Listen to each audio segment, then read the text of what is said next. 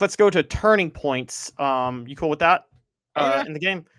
So a few turning points, and I want to know what your thoughts are. I got about 5 of them. It was guys. There was no real turning points. Tennessee was going to win this game, but this made That's sure it was. hot. This made sure it was broken open. So my first turning point, first play of the game, Dave, 50-yard run by Deshaun Bishop. It's okay. It's not Peyton Manning to Joey Kent against Alabama in 1995, but that did have an impact. No, and I think you want to stomp on somebody's neck that you're way better than earlier. If you don't, then they hang around, and that's bad news. So, Tennessee was able to stomp on their neck. It's what you expect them to do. If this is a 10-point game going into the second half, it almost feels like a loss, even if you end up winning it. It's like that Austin Peay game was a few years ago. Remember with Joe Milton, and they had to do a team meeting? Yeah, exactly. So next turning point. Those team meetings, by the way, they don't accomplish a damn thing.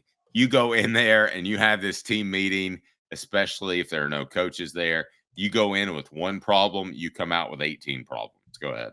Yeah, no, I totally agree. Next turning point is 3 plays later, Joey Aguilar's touchdown pass to Chris Brazzell.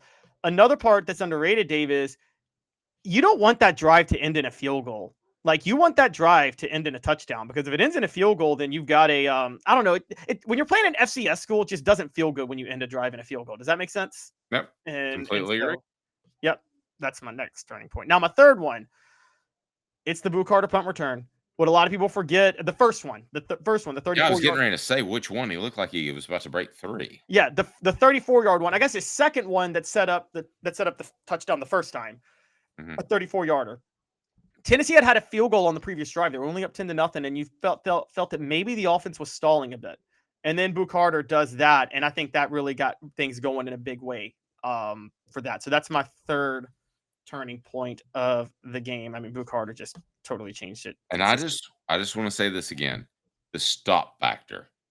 99 times out of 100, if a football player stops, he gets hammered. He gets killed. Okay? Some players, they process the game so quickly that they can just stop, wait a second, decide where I'm going to go.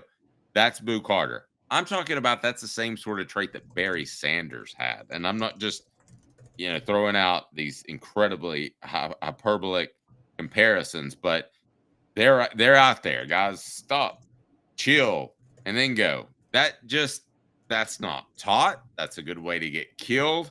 But Boo Carter doesn't get killed because he's got the up and go when he does decide to go. He's more of a, in my mind, he was a special player last year. He is an immensely special player last year. I'll go on record and say he's a top 10 pick in the NFL. Yeah, I could get with that.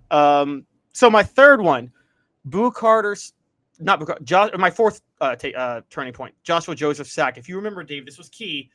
Yes, Boo Carter gets a 34-yard punt return. It's 17-0. Tennessee gets the ball back, but then they're forced to punt.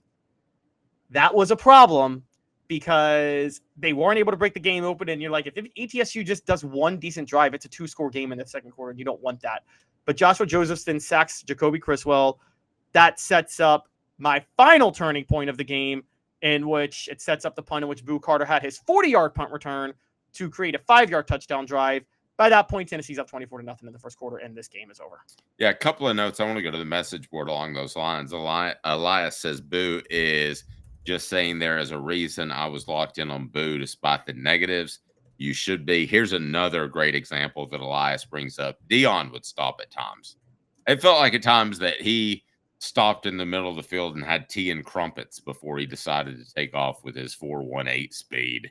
So that to me is another guy. I'm trying to think of more guys that kind of had that ability. And Big Ronnie says Bill will win us a game this season. That would not surprise me. That would not surprise me at all. No, I totally agree.